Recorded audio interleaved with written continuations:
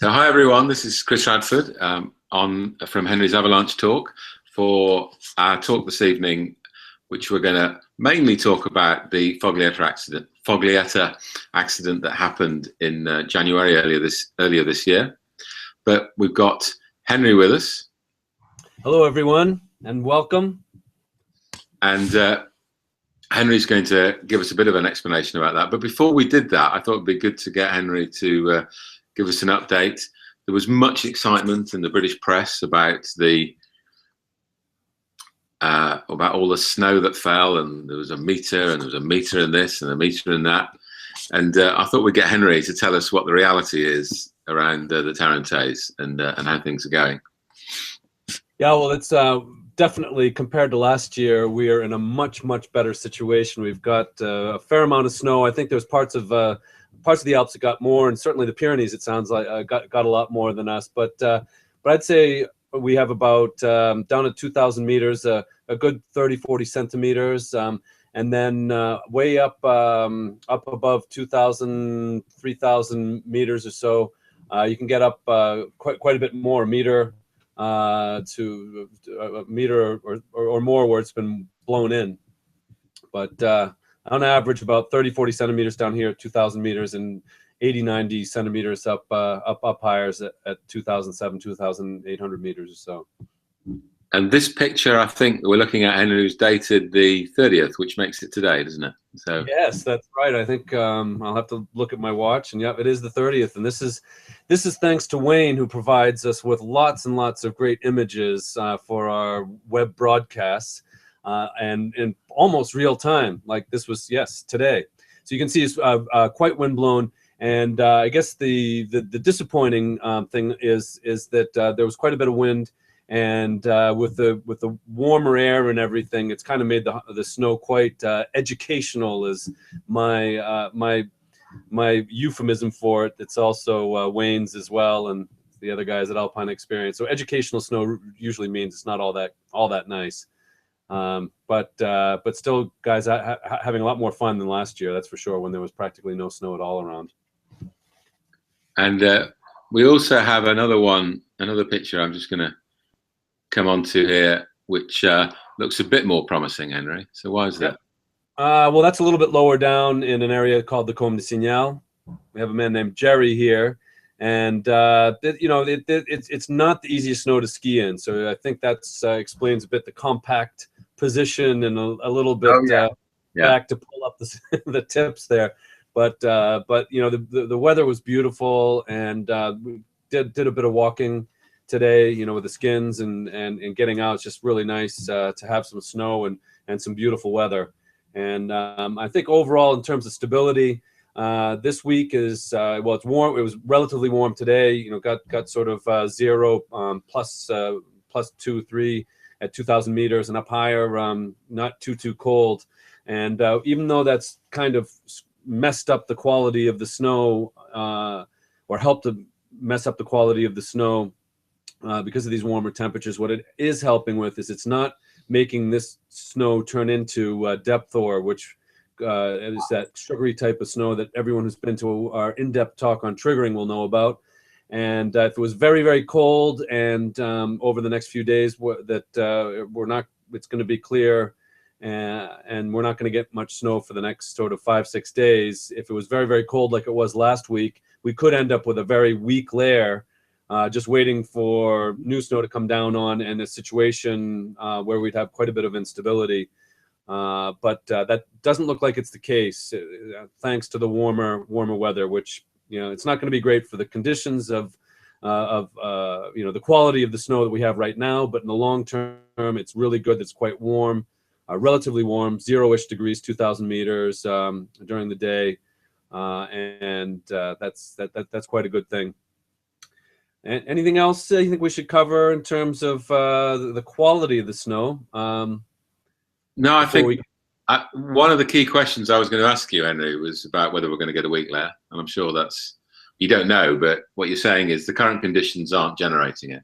No, thanks to the warmish weather, which generally consolidates the snow, and packs it down, rather than very cold temperatures, especially when there's a thin-ish snowpack, like 40 centimeters to 60, 70 centimeters or so.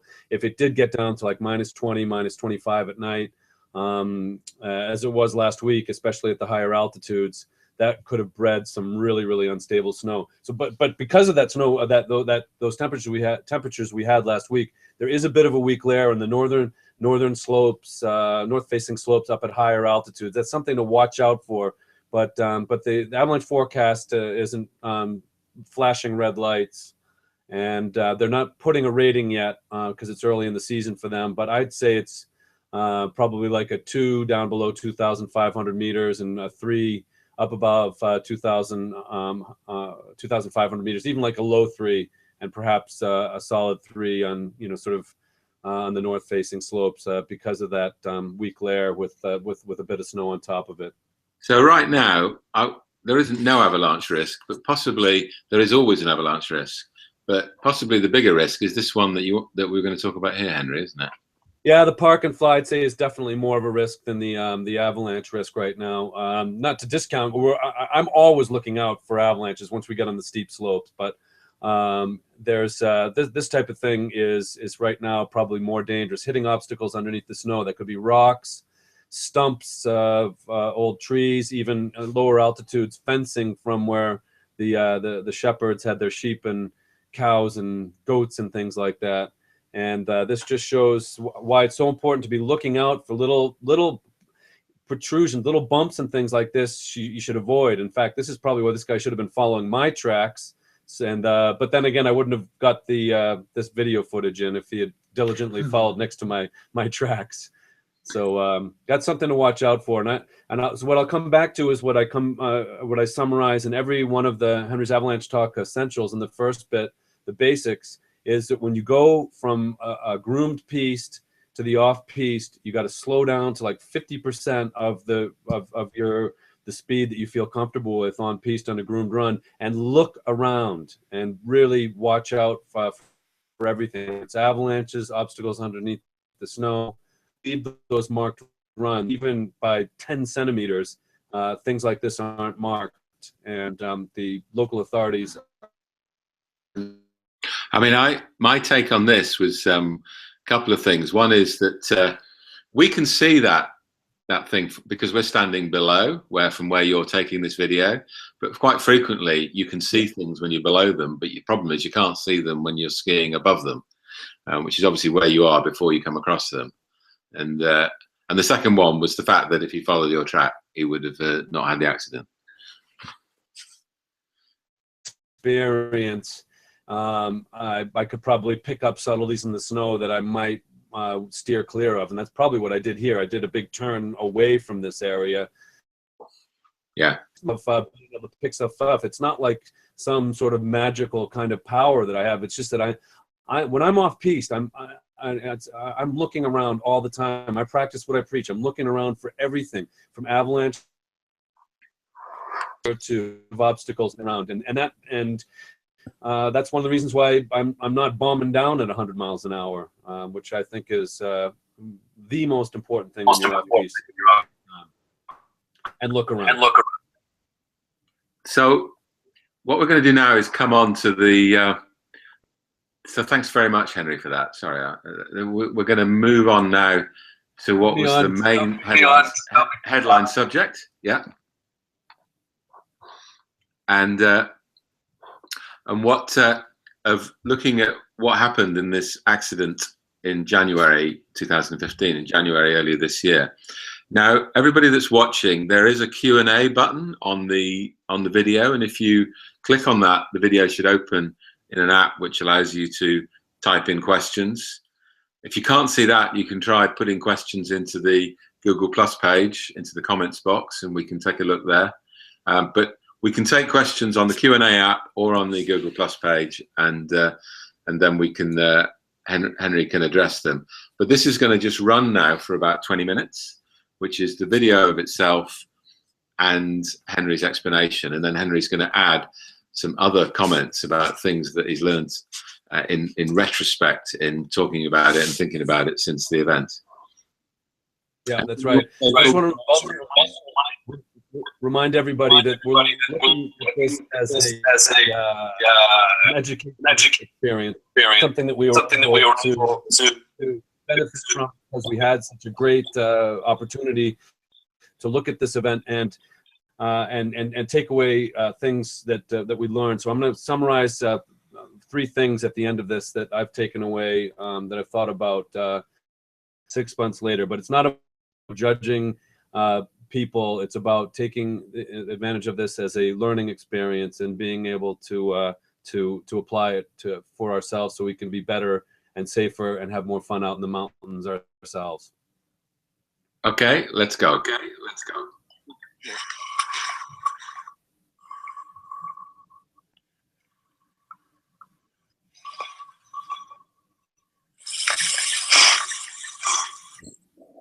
We'll go.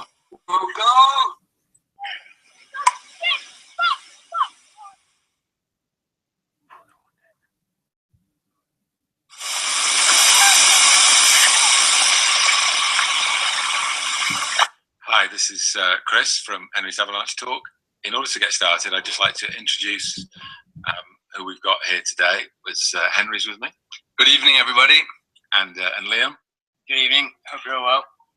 Good evening, everybody. And here we all check out this video that Liam took and that we edited together. Okay, so what I want you to listen to after the graphics leave and this person, after this person, when the other person is skiing across that little traverse, you'll hear a whoomp very, very quickly, about 2 seconds right now. We'll go! About 2 or 3 seconds before the avalanche releases. And also hear this hissing sound, aside from the expletives from Liam. That hissing sound is the faceted grains that are making, they're kind of like a consistency of sugar. And that's actually what the weak layer is made up of. It's almost like little pieces of glass. And it sounds like little pieces of crystals of glass coming down, broken glass coming down as the avalanche is sliding down. Also in the distance there, you can see an isolated release of an avalanche. Now, that is due, from a distance, that is due to the way that Alain Duclos and Francois Louchet, an engineer physicist team, came up with a theory of a house of cards, comparing a weak layer to a house of cards. And once that weak layer is broken, that house of cards collapses a bit like, and spreads out a bit like dominoes once one domino is pushed over. So that's why over a large area, you have independent releasing of the slope. So this is actually a really, really good example of a model example of a slab avalanche releasing and extending and propagating, not only propagating from above, but also propagating underneath the snow. That weak layer collapsed over this entire area here, which allowed the slab to come down and basically fill up this whole area, or release over this whole area here. I think there's been some questions that have probably come up so far. Maybe address those right away. In the opening sequence, there appeared to be a rift in the snow just above where the skier set off. Was that indicative or not? I didn't notice that. I have to be honest. I didn't notice it. That doesn't mean it wasn't indicative of it. Henry, perhaps you'd like to tell us about this photograph here now, and this kind of this layout, and then we'll get a couple of comments from Liam. Okay. With the diagram here that Liam sketched out, the green area represents how you one of the classic ways of getting into this north face here, and then that is at that point at the end of the green line is where the 6 people stood in an island of safety there, and then they skied along down through where that orange dot is and stopped at the yellow point. That's where that group was behind what looks quite small from here, but actually was a fairly big area. I've been up there and seen it, and Liam confirmed that it's actually quite a big area to be standing under. And what happened was you could see from the video. What's really interesting from seeing from the video is that it didn't all release at once. And in the past, you get that sort of impression once you see a big fracture, as we've seen in this red line. The fracture, the crown spreads out probably 450 meters at the very, very top, but much bigger, as you can see, as it circles around. You get the impression after avalanches have released, thinking that the whole thing went down at once, but it actually went down in different parts, which is quite instructive in this understanding avalanches. And then the five different sort of diagrams or outlines at the bottom are where the victims stopped at. I think if am I right, Liam, in saying the person who was skiing, who when the slope released, he's in that orange spot. He ended up at the where did he end up again, Liam? He ended up where the photo was taken, so the lowest yellow circle, pretty much where I dug him out. He took this photo. Okay, so this is the person who triggered it, who's okay, the lowest at the lowest Liam, photo. what's the distance from the orange dot to the yellow circle at the bottom? It's about just over a K, and vertical distance of about 360 meters. So it's 1 kilometer over the ground, and a vertical of 360. So it's quite a long ways. So, Liam, I've a couple of people that I've said, why were the people waiting where they were, so they got caught out by the avalanche? And I think you've got some comments about the island of safety where they were. Yeah, I mean, it's pretty hard to see from this photo because it's not the best, but the island of safety they were stood under was a reasonable sized island of safety, and It's this dot. it's the yellow dot at the top. Any sort of smaller slide or anything that would have gone a bit smaller would have been safe, but just the pure size of what released, took everything out from underneath it. Nothing was safe. Even if you were stood under this massive cliff band on the right hand side, it emptied out over that too. So the whole face became unsafe basically. So the avalanche risk was 3 on the day. And Henry, we talked last week about expecting only moderate-sized avalanches. Yes, we did, because part of the definition of a 3 is sort of isolated, localized. This is very big. This seems bigger than a moderate. So, what do you think was the forecast wrong, or what do you think happened here? Well, if you look at the definition of a 3, as I believe it was David George pointed out, a number of other people pointed out in my in comments to my comments of the video yesterday. I said that it does actually say on a danger rating of 3 and 3 there could be some isolated large avalanches, but in reality, if you ski around on danger ratings of 3, which more than about 50% of the season is a danger rating of 3, it's pretty rare that you see a massive avalanche and on a 3. And I think what this is, and a good lesson from this video here is it's lesson to remind us that on a 3 or even on a 2, big avalanches are possible at times, and you got to try your best to be ready for that. But yes, it is very exceptional. An avalanche this size is much more indicative or much more characteristic of an avalanche during a danger rating of a 4. Now, there was a question here. What's the best course of action if you're one of the group watching the avalanche coming towards you? So get your skis off, trigger the ABS. Well, yeah, thinking about an escape route is something during the essentials talk I always say that an escape route isn't going to save you most of the time, but it does help you to think of a bunch of other things, and if you did have the time, it would be to ski down and out to the side, which here obviously given the size of this avalanche would have not really helped you very much. But I think you can also see in the video that it happened so quickly that the guys in the gathering point of they really only have about 2 or 3 seconds, so they didn't have time. So in sum, the answer to the question is here, they didn't have time.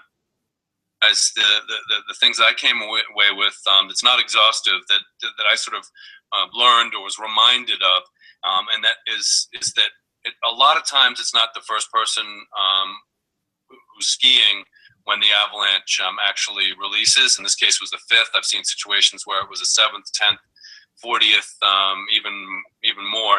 But any time that there's fresh snow on a steep slope, 30 degrees or more, so you've got to be prepared for something to release, and at least take the basic precautions.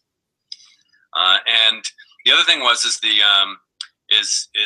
that the fact that, yes, we addressed this in the size of the island of safety, which in my opinion would have been appropriate based on the recent avalanche activity I've observed all around the area, not only in Sainte Foy, but Val d'Isère, Tignes, etc. It was mainly isolated or localized avalanche activity that wasn't this big. So in my opinion, it would have been quite appropriate for most of 95–8% of the types of avalanche activity I've seen around. And but it's always, and this is a good example of it, you've got to be ready for something bigger to go at times, even if it is very, very rare. And another thing that I thought was really also very instructive of this is just the current conditions. That this shows us that there's such a weak layer. I mean, we heard it as it collapsed. The weak layer collapsed, or as Alain Duclos likes to refer to it, really it ruptured, and especially that sound of hissing of the faceted grains as they're coming down with the avalanche, and it sounds like broken glass as it's going by. Everybody who's listening to this, everyone who's out on the mountain and skiing off piste at the moment, should be aware that there's a very, very serious weak layer. And that here in this video, which is great, is that weak layer is speaking to us. So keeping that in mind is something that's really important for off-piste skiing in the next few days to perhaps the next few weeks, and maybe even the next few months. And then finally, the other point that really is important for me to learn from, and also be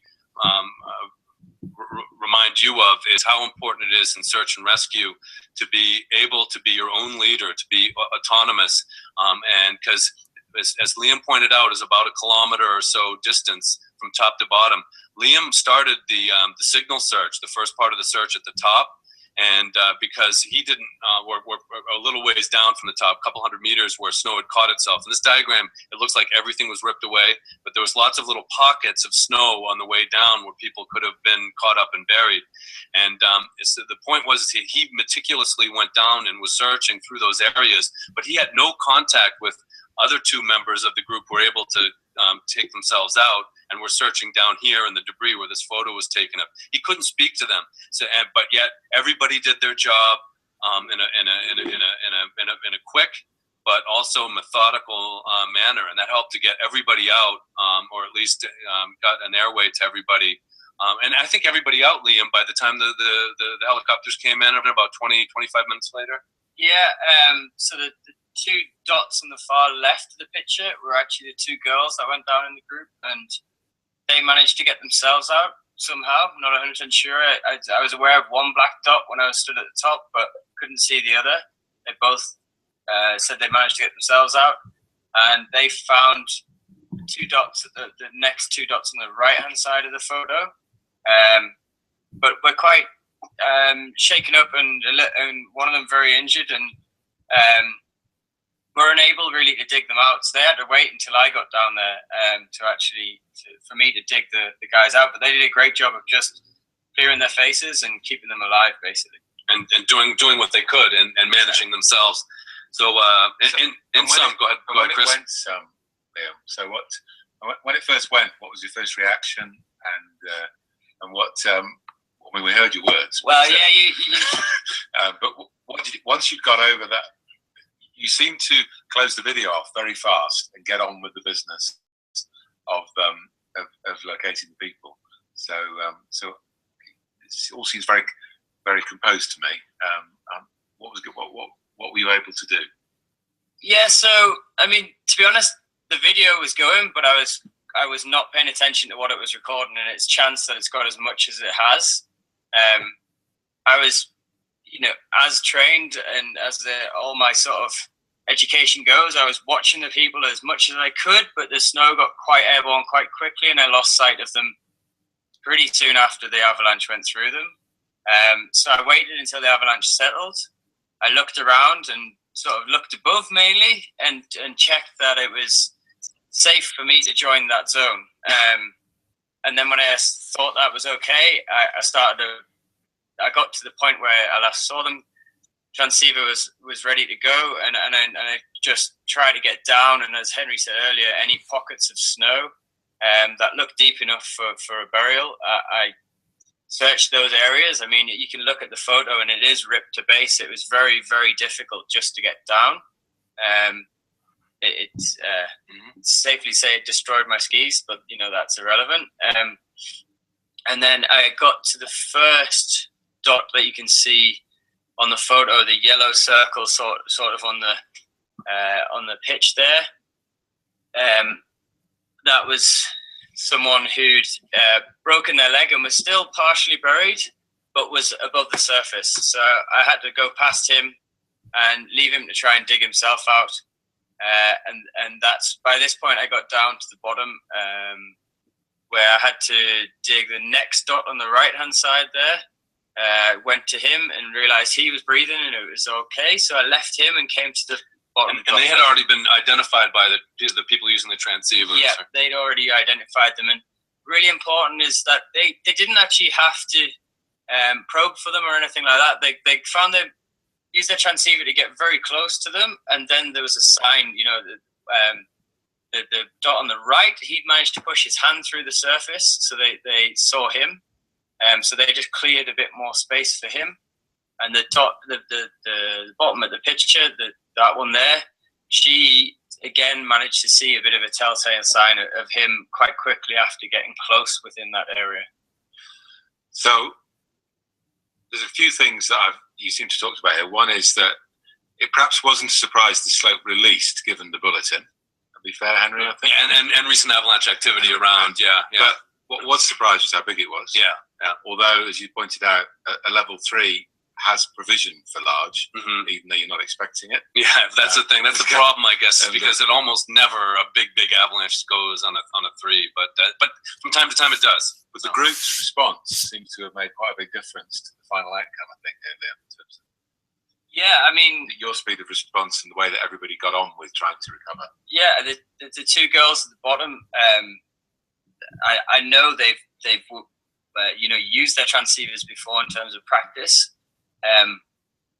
Although I wasn't physically leading the group, I knew they had that ability, and I don't like to ski with people that I don't know have that ability, because it could have easily been me under the snow, and I want to know that they can do that. And it's really important that their natural instinct too is to get their transceiver out. Even, as I say, one of them pretty badly injured and still managed to save the two guys that were under the snow. Because the person who found the two buried people, she was the most injured, wasn't she? The one who spent in the hospital 4 days and had both her knees done, and I think that's pretty amazing. Yeah, that she was able to do that. It's pretty special what people can do when adrenaline kicks in.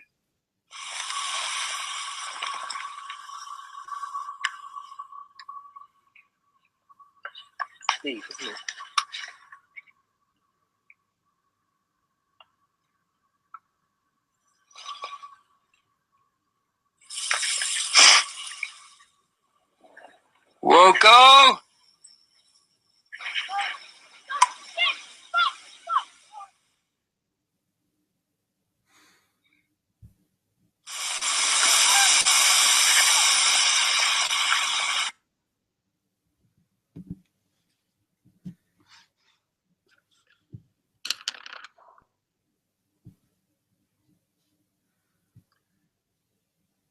So, Henry, that completes the showing of the recording there. Yes. And so what is it? Do you want to add a couple of comments while I go have a look for the question? Yes, I think it's more of a summary than anything else. But I thought to keep things in a logical order, what I'll talk about is current conditions then and now. I made a comment that I think was definitely relevant at that time, and that was that the weak layer was speaking to us when we heard that hissing sound and of the faceted grains. It sounded like broken pieces of glass, and that's very much what depth ore, that weak layer, is made up of. And that was in January of last year, and in fact, there was that depth ore layer built up all through December and early January, thanks mainly to a very, very thin layer of snow we had last winter. And that's not the case right now. Even though we have a relatively thin snow layer, the temperatures this week aren't forecast to be exceedingly cold. There's a bit of a weak layer out there. So the warnings that I expressed in that video that was that webinar that was recorded back in January is not the same as now. Right now the snowpack is a lot more solid, and so there's a lot less of a danger. But I just will remind people that just because I say that I'm not saying, yeah, you can go out there and do them. And I said at the beginning of this webinar that the way I ski is I'm always very vigilant. I'm always looking around. And in fact, I'm always looking at an escape route. Whenever I got onto a steep slope of 30 degrees or more, especially with fresh snow, I'm always thinking about where I would go if something released. And that helps me to keep more sharp and aware of other issues as well. It's a bit like driving. You know, when you're driving along, especially when there's other people around, you're just always very vigilant. And so even though it's stable out there, or relatively stable right now, I encourage people to ski the way that they would drive, just in a vigilant way and looking around. So that's the first thing about the current conditions then and now. But in summary, I think the things that the most instructive, the most educational, that we looked at there is that we came up a much bigger than you have anticipated. So that's something that has been reinforced for me, and everyone listening should just remember that at times, an avalanche that's much more indicative or of a danger rating of 4, or that would much more be representative of a danger rating of 4, very rare, but it can happen on a 3, and that the avalanche danger ratings are guidelines and the definite, and that also a reasonable island of safety on a 2 is not a reasonable island of safety for a danger rating of 3. And I think, like we said, that island of safety would have been appropriate for an avalanche that was more consistent with a danger rating of 3. And I also noticed that again, something that I didn't notice before was Liam's comment about under that huge big rock face. Even if they were all down there under a massive island of safety, the snow would have come up over that and swept them away too. So that was a massive avalanche, and there wasn't a huge amount of snow around at that time either, which gets to the next point. So that was number one, that avalanches can be much bigger than you've anticipated. You got to keep that in mind and keep margins, and that's the big same as keeping distances between you and other people on the road, especially if it's wet or there's snow on there on the road. But getting into this next thing is that number 2 point is that the snowpack can be much more delicate than you have anticipated as well, especially early season and at times like right now when there's a thin snow layer, and that was what contributed to the size of the avalanche. And also, when I say that the snowpack can be much more delicate than you anticipated, just because 4 or 5 people have gone, or even 50 people on a very delicate snowpack, it doesn't mean that it's 100% okay, and you can just stop thinking about what you're doing. So that's number 2. The second thing that people should walk away with is just realizing that at times, not right now, but then, the snowpack can be much more delicate than you've ever anticipated, and that's something you got to look out for in avalanche forecast, the bulletins, and also talking with people around the resort or in the area that you're skiing in. And there was a lot of talk about the weak layer at that time. And number 3 is something that Liam brought up, and I think really emphasized and made clear, was about the search and rescue, that everyone needs to be a leader, or at least do what's necessary without depending on instructions. Because a lot of times it's the most experienced people who are the ones who are under and can't give the instructions that people might be hoping for. And so when Liam said that all of the group had at least had enough training so that they knew what they were doing, and that's the types of people that he skis with. Same thing with me.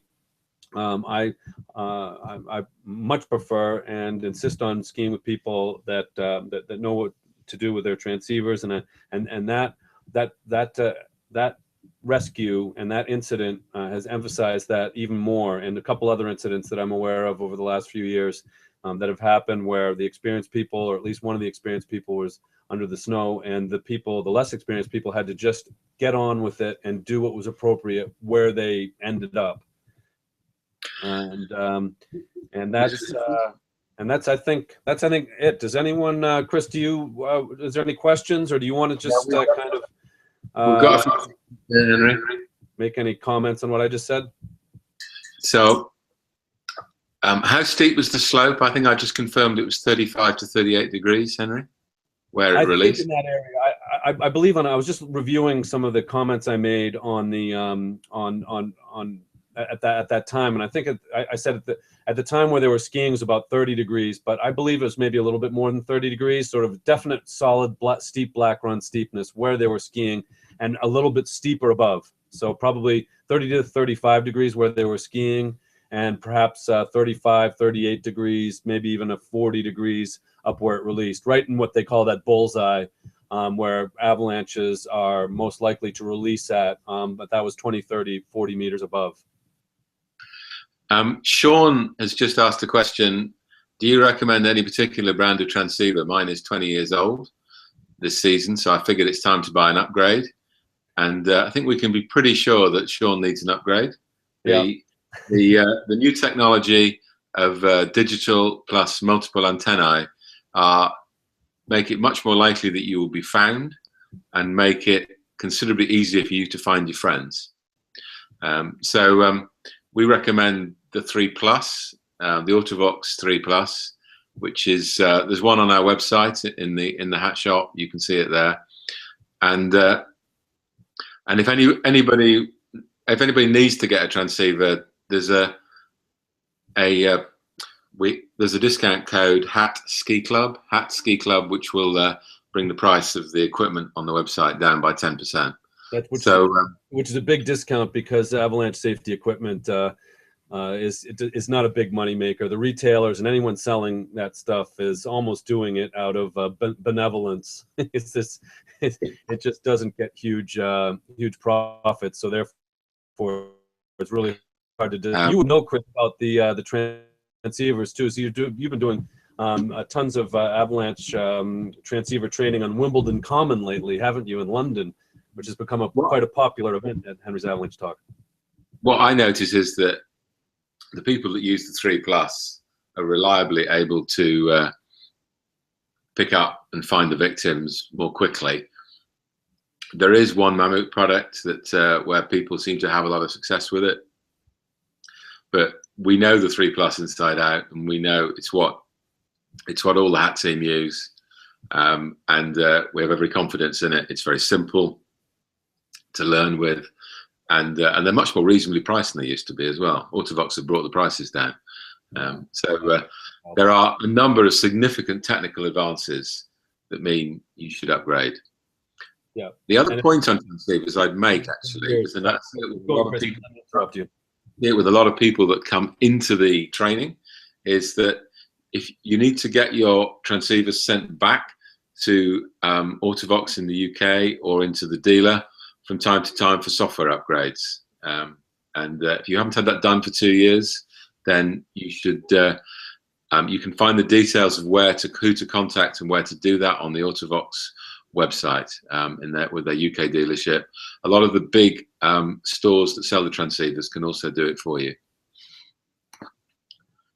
There's another question here, Henry, which is this illustrates how little time there is to deploy an ABS. Was anybody wearing one? You know what? I'm not 100% sure if anyone was wearing an ABS. I forgot to inquire about that. I think Liam probably was, but he doesn't. He was the one doing the rescuing. So yeah. Yeah, but that's one of the reasons why the ABS or airbag companies are providing ways in which you can practice to deploy quite quickly. And that's another thing of thinking about. Same thing with as an escape route. I encourage people to get out next time you get out on the mountain. You're on an off-piste run, even if it's not sort of steep and 30 degrees. Just think every time you're on a run, think, where would I escape to, and also maybe think about, if you have an airbag, keep that in mind, because the more you think about it, the more ready you'll be able to do it when and if necessary. And are there any other? I'm just going to check one other place to check for questions. No. Okay, if there are no more questions coming through, I think we'll bring this to a close. We have, in the UK, we have one more talk at Chelsea on the 10th. We also have a talk on Wednesday night in Glasgow at Ellis Brigham in Braehead. The details are on the website, and there's more beeper training available in Wimbledon. And Henry, you're running some great on-snow training, aren't you? You've got a 1 day and a 3 day program. Yep, next week I'm running that, where we take the talk out on the snow and we actually sort of look at islands of safety and talk about what's a good sort of distance between skiers to appropriate for the conditions, and look at terrain traps and things like that. So to the various ways to follow up, we'll thank you very much, everyone. We'll do more of these through the season, about every 2 weeks, to give an update on snow conditions. Henry can give accurate reports on exactly what's happening and where the risks are. As objective as possible. But go ahead, Chris. I just wanted to say one thing before you close everything down, but go ahead. What's the time, Henry? And then I'll close it down after that. Yeah. Okay, well, I just I noticed that there's at least 43 people watching, probably, and that means, given the count, probably over 50 people watching tonight. That's great turnout. More and more people are watching watching our webinars. So tell your friends, and will help us to continue to our efforts to help you have fun and be safe out there. There was a question about if your friends will be able to watch this after tonight. We've had a bit of a debate about whether or not we want to make this public afterwards. Probably not, but we will be from time to time showing this video and also the overview that you just heard. There's two things I would say about that, Sean. The first is that if you get to them quickly, I'll leave it online for. I will leave it on this page as a replay for the rest of tonight. But then we'll take it down, because last time we left this on public YouTube, there was and public Google Plus, that we got quite a lot of trouble from inappropriate comments and sharing. However, I'll put the link back on this page, but I'll just show you guys that are on the webinar now. There is on our website under online talks here. There's a page called Foglietta, where it's possible to watch it and hear. There's a small charge for watching it, and it's available on our website. Not the whole webinar that we've just done, but the core bit, that 25 minutes of Henry and Liam talking about the Foglietta accident, is there, and that's available all year round. So the answers this event can be replayed for the rest of this evening, and then otherwise it'll be just on this page on our website, underneath the Henry's Avalanche Talk website, underneath the online talks here. I'll just go back to check there's another question come through or not. So anything else, Henry? I don't want to cut you off. No, not at all. I think we've covered everything we possibly can in the amount of time. It's been 45 minutes, and I think that's enough for now. But if anyone has any more questions, please do send them in to through our website on the contact email, and we'll try our best to answer it. So thanks very much for joining us, and we'll see you next time. Thank you, guys. Thanks.